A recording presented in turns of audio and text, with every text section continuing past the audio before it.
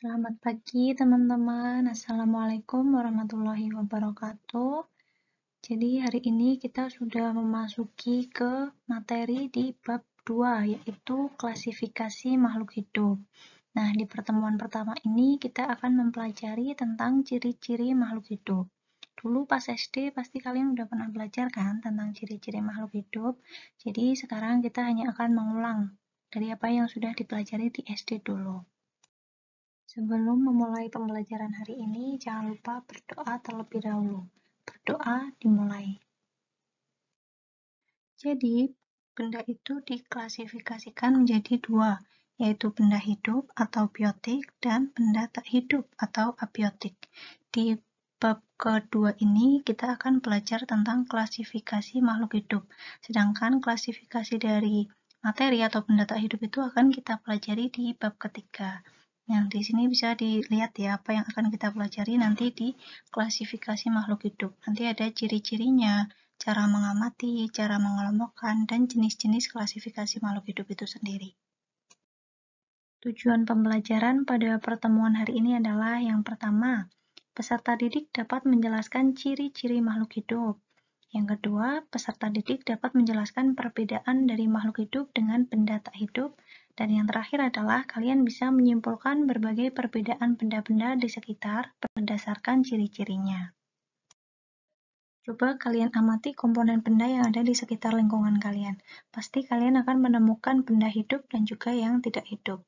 Jadi, lingkungan itu mempunyai dua komponen utama, yaitu komponen biotik dan juga komponen abiotik. Apa itu komponen biotik? Komponen biotik adalah bagian dari alam yang bersifat hidup, yang terdiri dari makhluk hidup. Contohnya, manusia, hewan, tumbuhan, dan juga mikroorganisme. Sedangkan komponen abiotik adalah benda alam yang bersifat mati atau tak hidup. Contohnya itu ada air, tanah, udara, cahaya, dan lain-lain. Oke, sekarang coba kalian amati dua gambar di bawah dan identifikasilah apa perbedaan dan apa persamaan dari kedua gambar di bawah ini ya. Nanti jawabannya bisa kalian cek di slide akhir. Selanjutnya, coba kalian amati juga gambar 1 sampai dengan gambar 4 ini. Di antara 4 gambar berikut, mana yang termasuk makhluk hidup dan mana yang termasuk ke benda tak hidup. Gampang ya ini ya. Jadi, antara makhluk hidup dengan benda tak hidup itu pasti punya perbedaan. Nah, apa aja sih ciri-ciri yang membedakan makhluk hidup dengan benda tak hidup itu? Ciri-ciri makhluk hidup yang pertama adalah bernafas. Setiap makhluk hidup seperti manusia, hewan, dan bahkan tumbuhan itu semuanya pasti bernafas.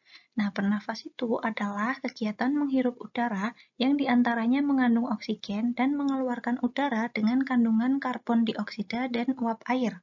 Jadi, perlu diingat-ingat ya, yang dikeluarkan ketika kita bernafas itu nggak hanya karbon dioksida atau CO2, tapi ada juga uap air atau H2O. Hal ini bisa dibuktikan dengan ketika kita tuh menghembuskan nafas di kaca, itu pasti akan ada tetes-tetes atau uap-uap air kan.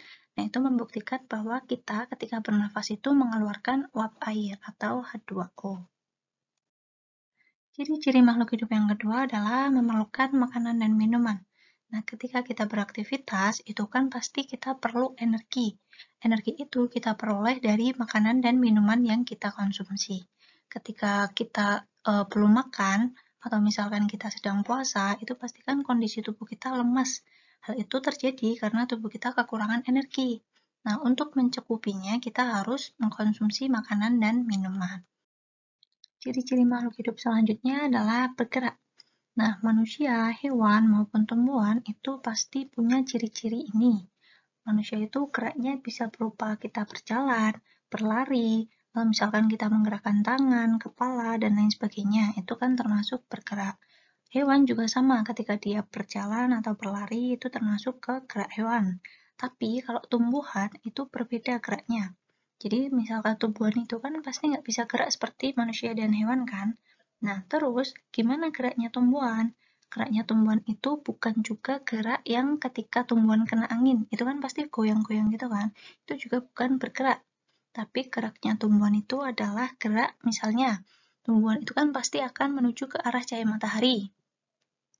Jadi gerak tumbuhan menuju ke arah matahari itu yang namanya gerak dari tumbuhan. Atau contoh lain, misalkan tanaman kantong semar itu kan dia bisa membuka mulutnya gitu kan untuk menangkap serangga, itu juga termasuk ciri-ciri bergerak gitu. Jadi bukan gerak yang terkena angin gitu ya, beda.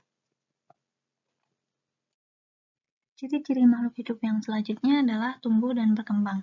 Jadi yang dinamakan tumbuh itu adalah pertambahan ukuran atau pertambahan tinggi dan massa tubuh seiring dengan pertambahannya usia.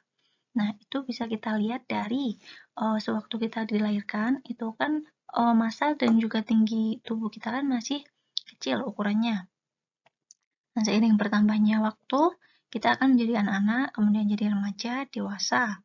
Itu pasti tinggi dan juga massa tubuh kita akan bertambah. Kedewasaan kita juga pasti akan bertambah, gitu kan. Kemudian di hewan juga mengalami pertumbuhan dan perkembangan. Contohnya kupu-kupu. Kupu-kupu itu mulai dari fase telur, kemudian menjadi ulat, kepompong, baru menjadi kupu-kupu dewasa. Begitu juga di tanaman. Contohnya tanaman berbiji itu mulainya dari tahap biji, kemudian bijinya akan berkecambah, terus jadi tanaman kecil, dan baru menjadi tanaman dewasa. Jadi pertumbuhan dan perkembangan itu adalah dua hal yang berbeda ya. Pertumbuhan itu adalah proses bertambahnya jumlah sel tubuh suatu organisme yang disertai dengan pertambahan ukuran, berat, serta tingginya. Dan pertumbuhan itu bersifat irreversible atau tidak bisa kembali ke keadaan semula. Jadi misalkan kita kan dari bayi, kemudian nanti jadi dewasa. Nggak mungkin kan kita kembali jadi bayi lagi. Tuh, jadi sifatnya irreversible. Terus yang selanjutnya, pertumbuhan itu bersifat kuantitatif, di mana suatu organisme yang dulunya kecil menjadi lebih besar seiring dengan pertambahan waktu. Gitu. Sedangkan perkembangan adalah proses menuju kedewasaan. Perkembangan merupakan perubahan atau penyempurnaan struktur dan fungsi organ tubuh yang menyertai proses pertumbuhan. Contohnya, misalkan tumbuhan itu ketika dia berbunga dan berbuah, itu artinya dia sudah berkembang. Kemudian, kalau manusia itu bisa ditandai dengan mulai berfungsinya sel-sel kelamin. Kalau laki-laki itu diawali dengan mimpi basah, sedangkan kalau wanita itu ditandai dengan menstruasi. Ciri-ciri makhluk hidup yang kelima adalah berkembang biak atau reproduksi. Jadi reproduksi adalah kemampuan makhluk hidup untuk memperoleh keturunan. Nah, tujuannya apa? Tujuan dari reproduksi itu adalah untuk menghasilkan atau melestarikan keturunannya agar tidak punah. Ciri-ciri selanjutnya adalah peka terhadap rangsang atau iritabilitas. Iritabilitas itu adalah kemampuan untuk menanggapi rangsangan. Jadi manusia, hewan, dan tumbuhan punya kemampuan ini. Contohnya ketika kita menemui cahaya yang terlalu banyak, nanti otomatis kita akan menutup mata kita atau menutupi mata kita dengan tangan atau sesuatu yang lain. Yang penting menghalau cahaya itu untuk masuk ke mata. Terus yang di hewan itu contohnya di hewan kaki seribu. Nah, kaki seribu itu ketika kita sentuh, itu nanti akan menggulungkan badannya, jadi akan ngelingkar gitu. Sedangkan untuk tumbuhan, contohnya bisa kita lihat di tanaman putri malu. Putri malu itu kan kalau kita sentuh daunnya, nanti dia akan mengatup atau menutup daunnya. Nah, itu termasuk ke dalam kemampuan menanggapi rangsangan atau iritabilitas. Ciri-ciri yang selanjutnya adalah adaptasi. Adaptasi merupakan kemampuan makhluk hidup untuk menyesuaikan diri dengan lingkungannya. Contohnya, tumbuhan yang hidup di tempat kering atau kekurangan air itu akan punya daun yang sempit atau bahkan menyerupai duri seperti kaktus. Hal itu dilakukan untuk mengurangi penguapan. Nah, sedangkan tumbuhan yang hidup di tempat yang basah atau banyak air itu akan punya daun yang lebar dan tipis, seperti tanaman teratai. Ciri-ciri makhluk hidup yang terakhir adalah ekskresi. Ekskresi merupakan proses pengeluaran zat-zat sisa metabolisme yang sudah tidak diperlukan oleh tubuh. Nah, ekskresi ini kita perlukan karena semisal zat-zat sisa metabolisme itu nggak kita keluarkan, akan bersifat racun bagi tubuh kita dan bahkan bisa menyebabkan kematian. Organ-organ ekskresi di manusia itu ada 4. Yang pertama itu ginjal, kemudian paru-paru, hati, dan juga kulit. Ginjal itu mengeluarkan zat sisa berupa urin. Kemudian yang paru-paru mengeluarkan zat sisa berupa oksigen dan karbon dioksida. Hati mengeluarkan zat sisa berupa empedu dan urea, sedangkan kulit mengeluarkan zat sisa berupa keringat. Oke, setelah kita belajar tentang ciri-ciri makhluk hidup, sekarang ada penugasan untuk kalian. Tugasnya berupa LKPD.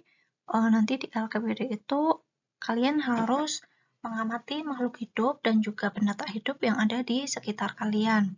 Nanti kalian harus mencentang-centang ciri-ciri apa aja yang dimiliki oleh makhluk hidup ataupun benda tak hidup itu. Nah, nanti tugasnya bisa kalian download di Google Classroom. Terus nanti setelah kalian download itu, boleh kalian kerjakan langsung di Word-nya, atau mau di print dulu, baru nanti ditulis. Atau mau langsung di buku catatan juga nggak apa-apa, yang penting tetap mengerjakan, dan harus mengerjakan ya. Jangan lupa tulis identitas kalian, kemudian kirimkan hasil pekerjaannya ke Google Classroom. Jangan ke WhatsApp ya, karena nanti takutnya dokumennya hilang. Belum sempat Ibu koreksi, tapi udah hilang. Kalau di Classroom kan pasti aman, tetap ada. Gitu. Terus usahakan kalau ada tugas kayak gini langsung dikerjakan supaya nanti nggak numpuk-numpuk di akhir. Karena nanti syarat untuk mengikuti PTS atau penilaian tengah semester itu kalian harus udah mengumpulkan semua tugas-tugas. Kalau perlu mengumpulkan tugas, walaupun hanya satu aja, nanti kalian nggak boleh ikut PTS itu. Jadi harus langsung dikerjakan supaya nanti nggak numpuk, biar nggak berat di akhir ya. Oke, segitu aja untuk pertemuan hari ini. Banyak kekurangannya Ibu mohon maaf. Wassalamualaikum warahmatullahi wabarakatuh.